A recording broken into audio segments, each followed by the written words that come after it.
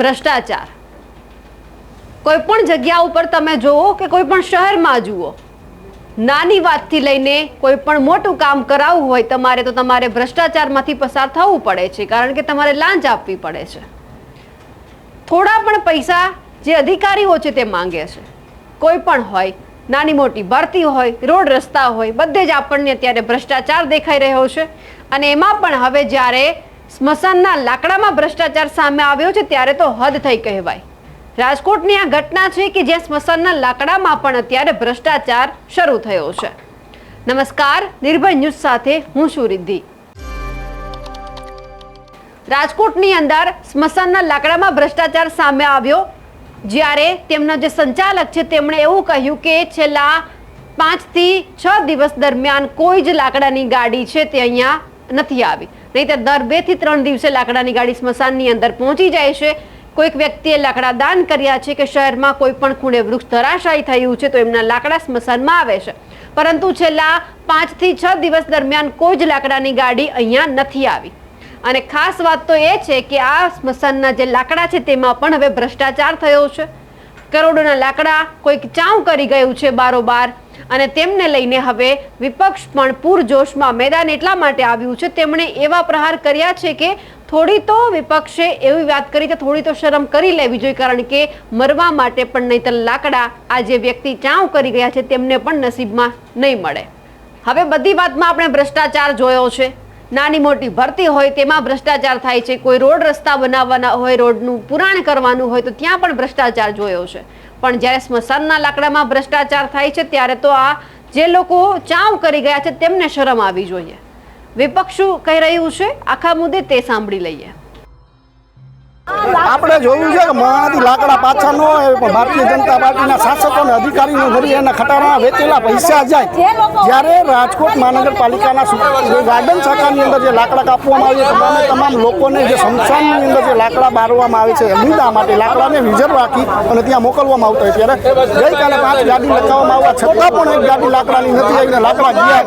આપણે જોયું છે કે રોડ રસ્તાના ખાડા હોય કે પુલ તૂટ્યા હોય કે લોકો અગ્નિકાંડમાં બળ્યા હોય કે પાણીમાં ગયા, આ તમામ લોકોને હિન્દુ ધર્મની અંદર અગ્નિદાહ દેવામાં આવતો હોય, ત્યારે અગ્નિદાહ દેવામાં આવતા લાકડાનો પણ ભ્રષ્ટાચાર ભારતીય જનતા પાર્ટીએ ન છોડ્યો હોય ત્યારે આપણે જોઈ રહ્યા છીએ કેવો ભ્રષ્ટાચાર. આજ કમિશનર સાહેબને રજૂઆત કરવા માટે અમે આવ્યા છીએ કે તાત્કાલિક અસરથી આની અંદર જે ભ્રષ્ટાચાર હોય એને તાત્કાલિક અસરથી જેલ ભેગા કરો અને આવો ફરીવાર ન બને, કારણ કે આ શાસકોની અંદર તો તેલે ખાઈ ગયા છેલ્લે બાકી હતા તો સ્મશાનના લાકડા ખાઈ ગયા.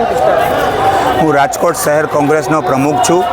ગઈકાલે અમારી પાસે કોંગ્રેસ પક્ષ પાસે એક માહિતી આવી છે કે રાજકોટ મહાનગરપાલિકાની અંદર સ્મશાનમાં લાકડામાં ભ્રષ્ટાચાર થયો છે, પણ ગઈકાલે તપાસ કરતાં કોર્પોરેશનમાંથી સ્મશાનમાં એક પણ લાકડા ગયા નથી. એમાં મોટો ભ્રષ્ટાચાર કરવામાં આવ્યો છે. ગંભીર બાબત છે. રાજકોટ મહાનગરપાલિકાની અંદર છેલ્લા 2 મહિનાથી ભ્રષ્ટાચારે માજા મૂકી છે. રોડ રસ્તામાં ભ્રષ્ટાચાર, ડ્રેનેજમાં ભ્રષ્ટાચાર, ફાયર બ્રિગેડમાં ભ્રષ્ટાચાર. થોડા દિવસો પહેલાં ચીફ ફાયર ઓફિસર છેલ્લા 1.5 મહિનામાં ચાર્જ લીધો અને 1.5 મહિનાની અંદર ઓછામાં ઓછા કરોડોનું કૌભાંડ કર્યું. એટલે રાજકોટ મહાનગરપાલિકા કૌભાંડ વિભાગ થઈ ગયું છે એવું અમને લાગે છે. એટલે આજે મ્યુનિસિપલ કમિશનરને અમે લાકડા આપવા આવ્યા છીએ. અમારો અનોખો વિરોધ કરવામાં આવ્યો છે. આજે પણ એક આવેદન છે, અમે રાજકોટ વિરોધ કરવામાં આવ્યો છે. રાજકોટની અંદર કોંગ્રેસના તમામ કાર્યકરો લાકડા દેવા કમિશનરને આવ્યા છે. રાજકોટ મહાનગરપાલિકાના કમિશનરને આ લાકડા અમે એટલા માટે આપવાના છીએ કે તમે જુઓ ભાજપ એના મળતિયાઓ બધા ભ્રષ્ટાચાર કરી રહ્યા છે અને ભ્રષ્ટાચાર સ્મશાનમાં પણ મુકતા નથી. તમે જોયું કાલે કેટલી ગાડીઓ ખાઈ ગયા. એ મરશે ત્યારે હિન્દુ ધર્મમાં અનુસાર ક્યાંય એને લાકડું બાળવા મળશે નહીં.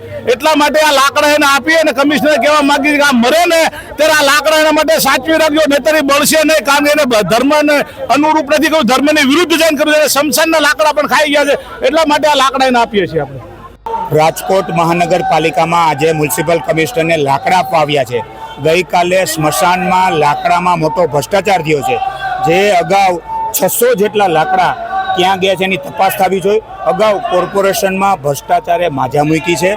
રોડમાં ભ્રષ્ટાચાર, ડ્રેનેજમાં ભ્રષ્ટાચાર, છેલ્લી બાકીએ તો આ સ્મશાનમાં ભ્રષ્ટાચાર. આની આંખ ઉઘાડવા આવ્યા છે કે સાહેબ હવે આ ભ્રષ્ટાચાર બંધ કરાવો. આગામી દિવસોની અંદર આ ભ્રષ્ટાચાર ન થાય તો શહેર કોંગ્રેસો શહેરી ગલીમાં લઈ જશે. ખાસ તો કોર્પોરેશન એવું કહે છે કે 30 જેટલી ગાડીઓ ઠલવવામાં આવી છે, ગાર્ડન સાથે એવું કહે છે, પણ સ્મશાનવાળા એમ કહે છે એક પણ ગાડી વરસાદ પછી આવી નથી. તદ્દન ત્યારે ખોટી વાત છે. આ તો કમિશનરને ભાજપનું પણ પ્રેશર આવ્યું છે એટલે જુદી જુદી વાતો કરે છે. આ લાકડા વેચી નાખવામાં આવે છે. આ વર્ષોથી જે 2-3 એજન્સીઓ છે ભાજપના મિત્રોની જ જે એજન્સીઓ છે એટલે આ મોટો ભ્રષ્ટાચાર થઈ રહ્યો છે. ખાસ તો આજે કયા પ્રકારનો જે છે તે વિરોધ કરવામાં ખાસ કરીને મ્યુનિસિપલ કમિશનરને અમે લાકડા આપવા આવ્યા છીએ કે સાહેબ હવે આ લાકડામાં પણ આ ભ્રષ્ટાચાર છે, હવે આને બંધ કરાવો એવી કોંગ્રેસ પક્ષની માગણી છે. હવે જે ગાર્ડન શાખા દ્વારા જે લાકડા ભેગા કરીને સ્મશાનની અંદર મોકલવામાં આવે છે એ હવે લાકડા ક્યાં ગયા, તેમના તરફથી કેમ લાકડા મોકલવામાં નથી આવ્યા, આ લાકડા કોણ ચાઉ કરી ગયું છે, તે અનેક સવાલ ઉઠી રહ્યા છે. કારણ કે કોઈક વ્યક્તિની જે અંતિમ ક્રિયામાં જે લાકડા વાપરવામાં આવે છે તે પણ હવે લોકો ચાઉ કરી ગયા છે. એટલે કે ભ્રષ્ટાચારની તો હદ હોય. તમે બધી વસ્તુમાં ભ્રષ્ટાચાર કરો, એક વસ્તુ તો તમે છોડી દો કે જ્યાં તમે એવું કહી શકો કે આ વસ્તુમાં અમે ભ્રષ્ટાચાર નથી કર્યો. અમારા અહેવાલ વિશે આપનું શું કહેવું છે કમેન્ટ કરીને ચોક્કસથી જણાવજો. સાથે જ નિર્ભય ન્યૂઝને લાઇક, શેર અને સબસ્ક્રાઇબ કરવાનું ભૂલશો નહીં. નમસ્કાર.